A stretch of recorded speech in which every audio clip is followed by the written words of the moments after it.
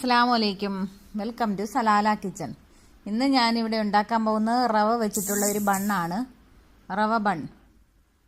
അതിന് വേണ്ടുന്ന ingredients: 1 cup മൈദ, 1/2 cup റവ, 1/2 കപ്പ് പഞ്ചസാര, പിന്നെ 1/2 കപ്പ് ചൂടുവെള്ളം.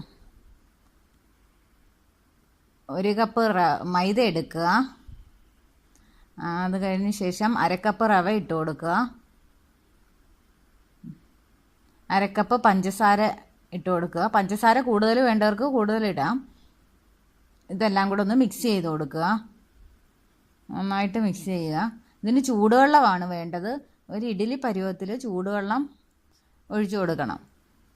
ഒഴിച്ചു കൊടുത്തിട്ട് 30 മിനിറ്റ് ഇത് റെസ്റ്റ് ചെയ്യാൻ വെക്കണം. ഇളം ചൂടുവെള്ളമേ ആകാവുള്ളൂ, വെള്ളം തിളക്കരുതും. ഇളം ചൂടുവെള്ളം ഒഴിച്ചു കൊടുത്ത് നന്നായിട്ടൊന്ന് മിക്സ് ചെയ്യുക.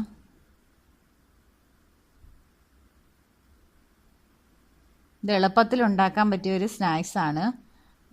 4 മണി പലഹാരമാണ്.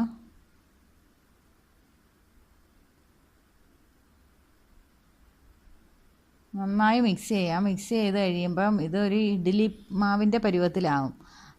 അന്നേരം അരമണിക്കൂർ റെസ്റ്റ് ചെയ്യണം. അരമണിക്കൂർ റെസ്റ്റ് ചെയ്ത ശേഷം ഇത് മാവ് അങ്ങ് കട്ടിയായി ഇരിക്കുകയാണെങ്കിൽ വീണ്ടും പച്ചവെള്ളം ഒഴിക്കരുത്, ചൂടുവെള്ളം തന്നെ ഒഴിച്ച് കലക്കണം. ഇപ്പം മാവ് റെഡി ആയിട്ടുണ്ട്. ഇതിനകത്ത് 1 നുള്ളു സോഡാപ്പൊടി ഇട്ട് കൊടുത്തിട്ടുണ്ട്. ഏലക്ക ഇടേണ്ടവർക്ക് ഏലക്കായും പൊട്ടിച്ചിടാം. ഇനി ഒരു പോട്ട് അടുപ്പിൽ വെച്ചിട്ട് എണ്ണ തിളച്ചിട്ടുണ്ട് നന്നായിട്ട്.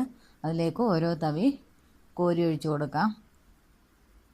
ഇത് നന്നായിട്ട് വീർത്ത് കുടർന്ന് പൊങ്ങി വരും. പൊന്തി ഒരു ബ്രൗൺ നിറമാകുമ്പോൾ നമുക്കിത് വാങ്ങാം. നെയ്യപ്പത്തിൻ്റെ ഷേപ്പിലൊക്കെ ഇരിക്കും. അങ്ങനെ നമുക്കെല്ലാം ചുട്ടെടുക്കാം. ഈ ചാനൽ ഇഷ്ടപ്പെട്ടെങ്കിൽ എല്ലാവരും ലൈക്ക് ചെയ്യുക, ഷെയർ ചെയ്യുക, സബ്സ്ക്രൈബ് ചെയ്യുക. Thank you for watching.